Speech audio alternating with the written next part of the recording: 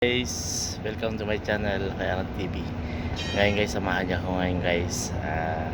Maglalagay tayo ng ipon sa aking tanim. Dito, maglalagay ako ng ipon. Ayan, ayan kaganto guys. Ipot ng ipot ng mga kambing. Ayan, para tumabay ang ating halaman na kalabasa. Talaga samahan niyo ako. Guys, nilalagay ngayon ating ilalagay pa puno guys.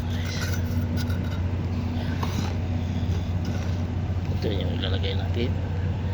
Yan, ipot ng kambing. Ayun, medyo tabunan natin gawin din guys ng damo ng lupa para hindi ganong langawin. Pero pag nabasa naman to guys, malangon, hindi mo lang dyan, mawawala yung amoy. Kailangan ko pa ngayon dahil bagong lagay. Ayan guys, yung nagtsara kayo ng aking garden. Ayan, nakikita nyo gandun. Ayan, aking garden. Ayan, tayo tatalim ngayon ng kalabasa. Ayan, kalabasa yan guys. Ayan, tapos guys, maglalagay pa tayo. Ayan, yan natin ito. May malunggay din ako dyan na buhay. Tuturo muna kayo guys, kasi ito nalagyan ko na yun, ito lalagyan ko na ng ipot ng kambing.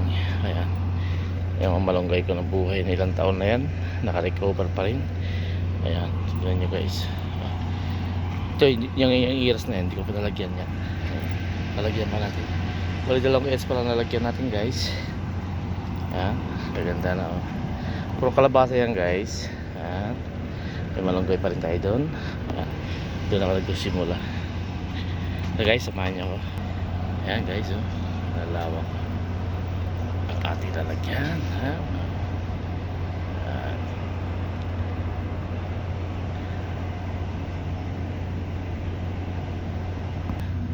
Dati guys, ito yung nilalagay ko. Ay, laki ganyan. Yung binabad ko na binabad ko na tanim. Yan, tumawag pa. Yan, ipot. Lagyan natin yan para sa mga province, kasi abutin tayo ng hapon na wala pa tayo lalagyan. Ito guys, punta mo natin ng kaunti ganyan para yung ipot hindi mamamaw, wala yung amoy kasi madaming langaw guys. Sinlangaw pag yan ipot yan, uod din, kaya pag inuod to wala na, sayang. Salamat guys sa panonood. Please like and share and comments. Subscribe my channel, Kayanat TV. Bye bye.